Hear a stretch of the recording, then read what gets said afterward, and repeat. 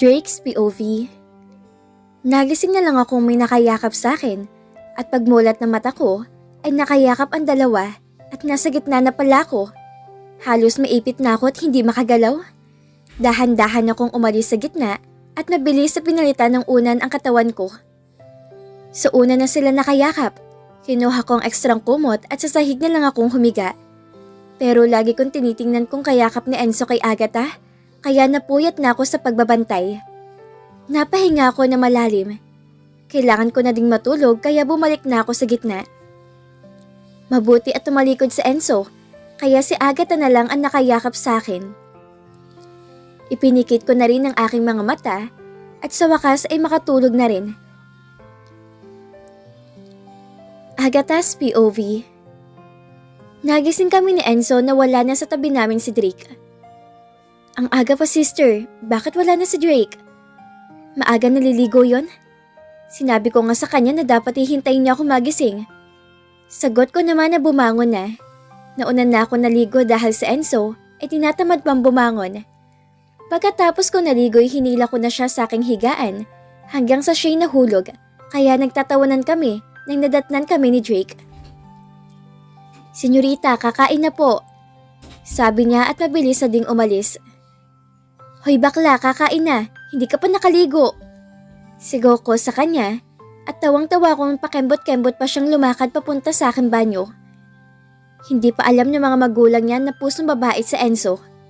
Takot ang aking kaibigan na sabihin sa kanila dahil siguradong sasaktan siya ni Tito ng isang military. Ilang minuto lang siyang naligo kaya mas natawa ko sa kanyang itsura dahil panty pala ang kanyang gamit.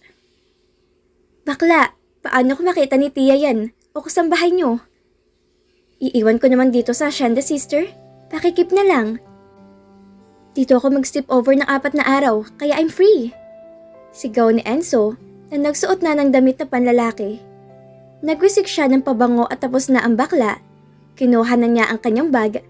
Ang aking bag ay wala na. Sigurado na ako na kinuha na ni Drake.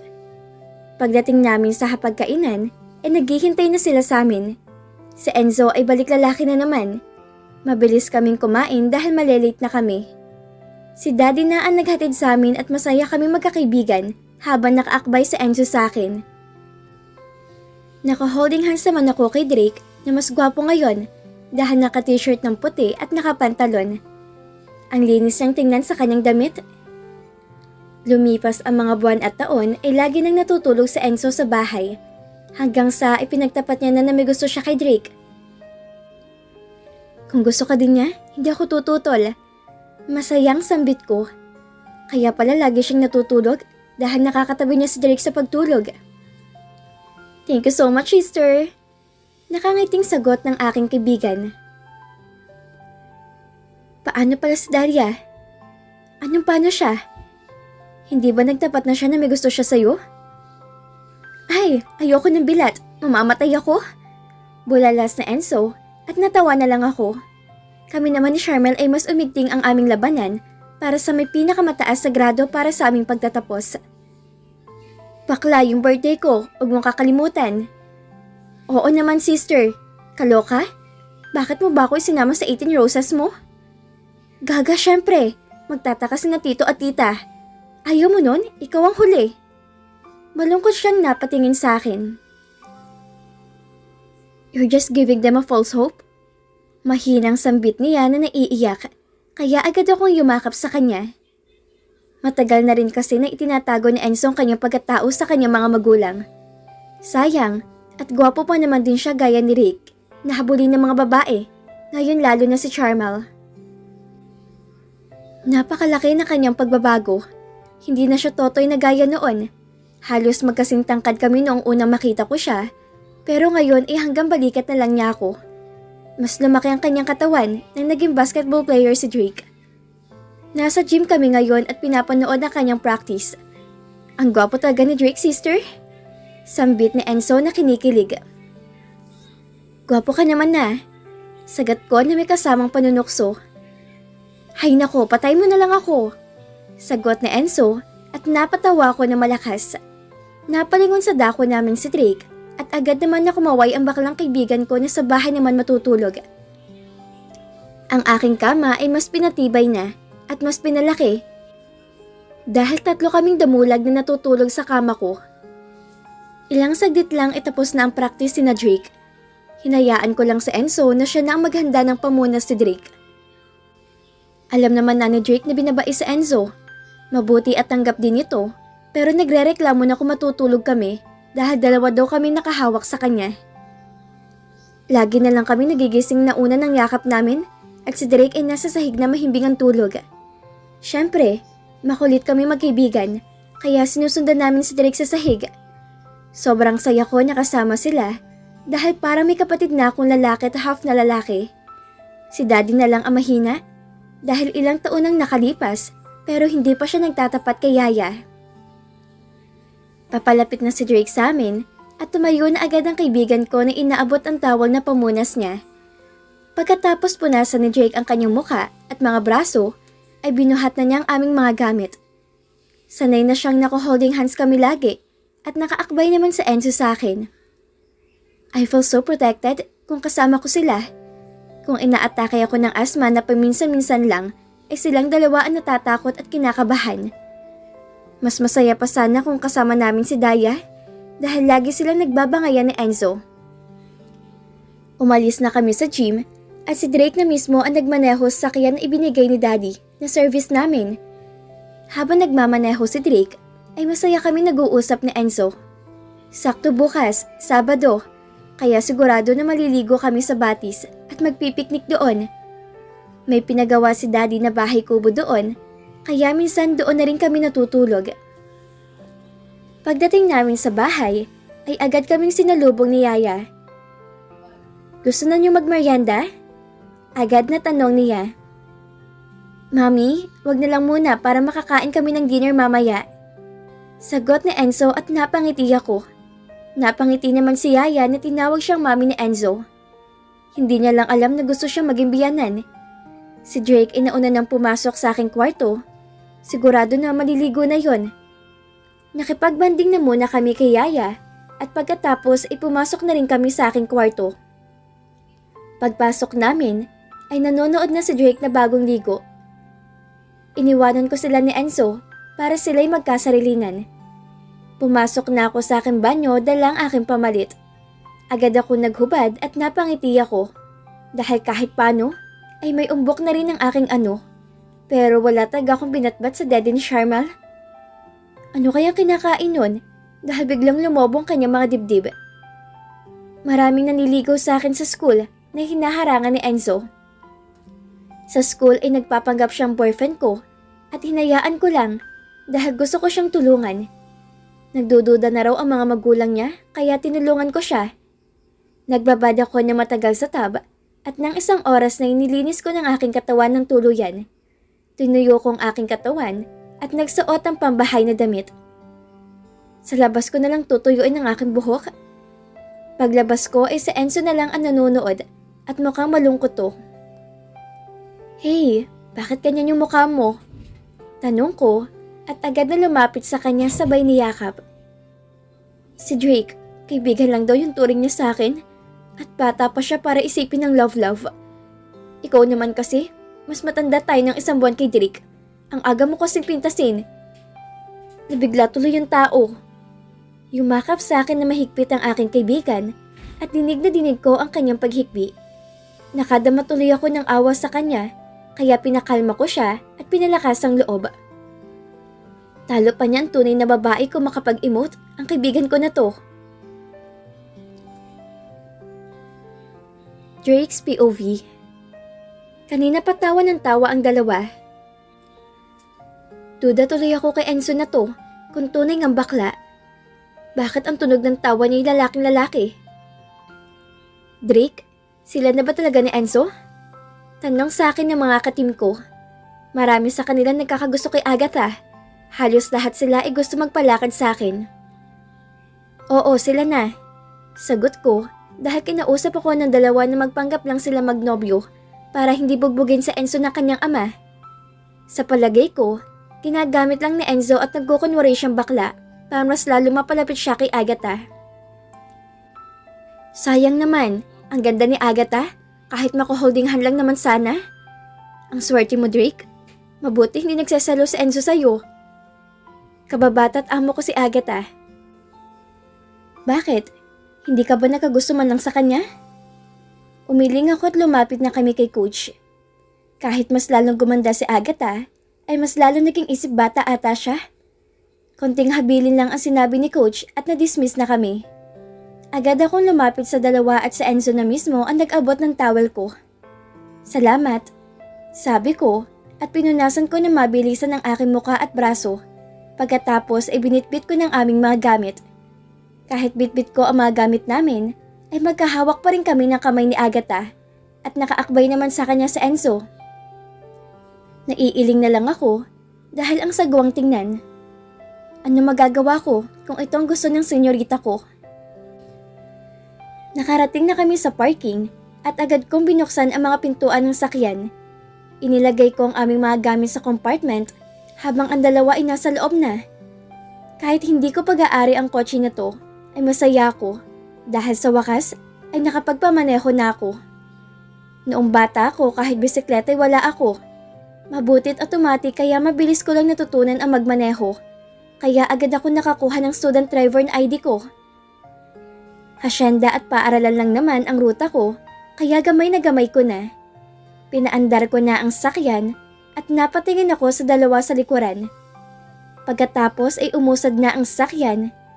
Kanina pa sila bulungan ng bulungan, kaya medyo binilisan ko ng aking pagmamaneho.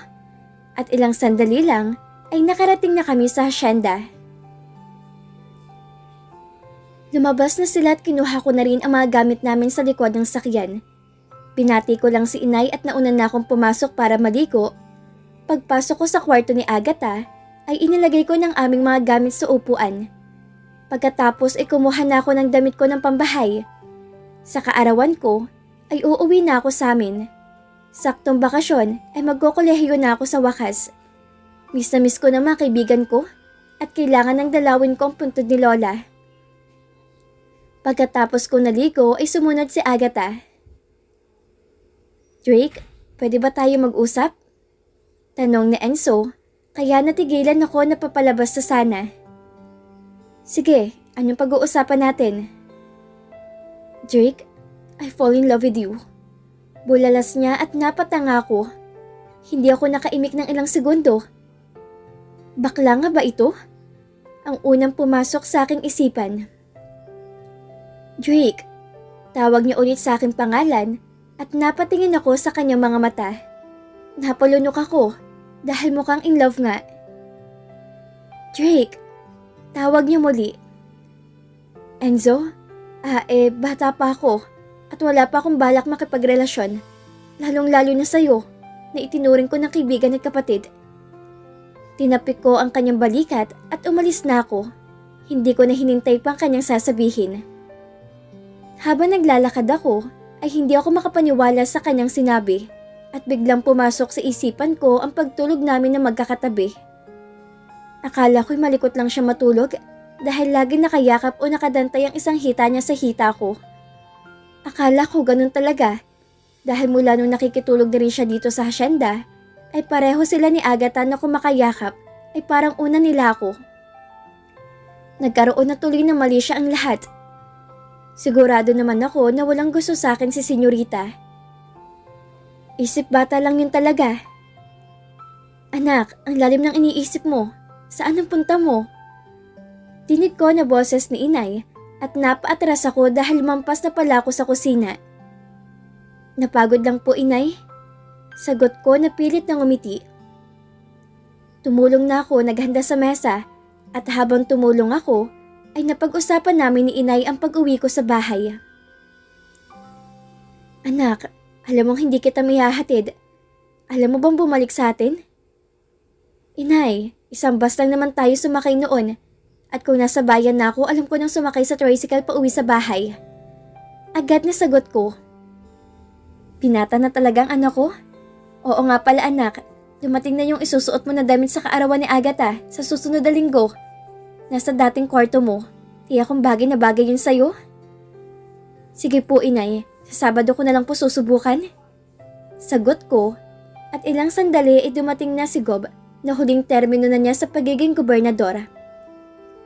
Abala siya ngayon dahil naghahanap siya ng pwede niyang irekomenda na papalit sa kanya.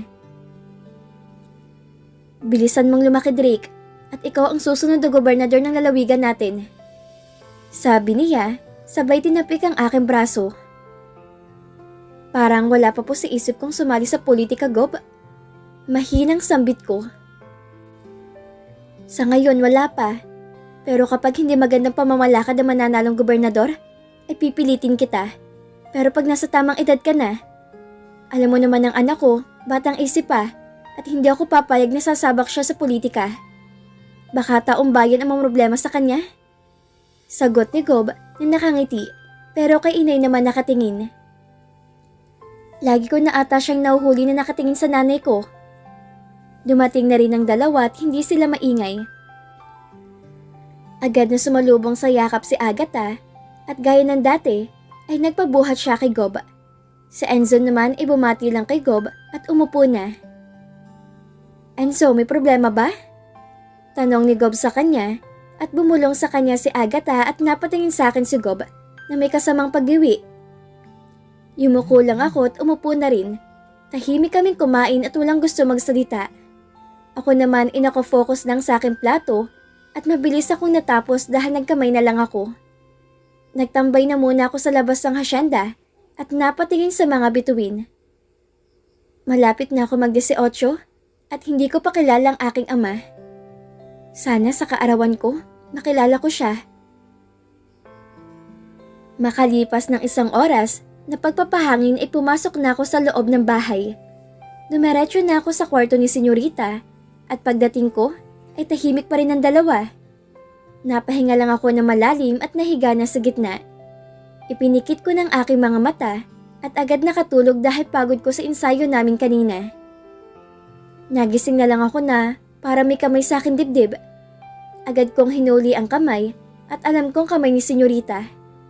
Inalis ko ito at tumalikod sa kanya. Pero yumakap siya ulit at ipinasok ulit ang kanyang kamay sa loob ng damit ko.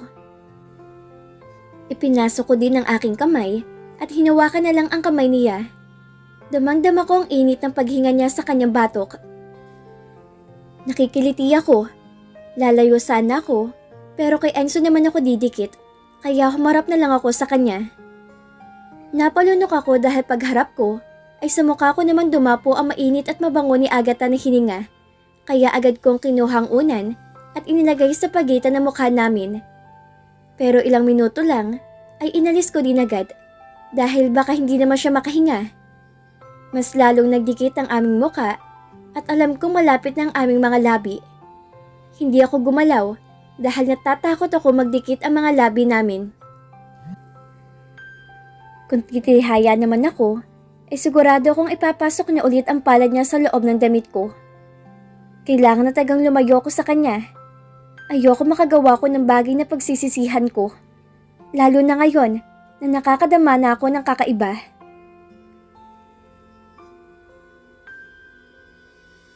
At dito na po nagtatapos ang kabanata ng ating kwento.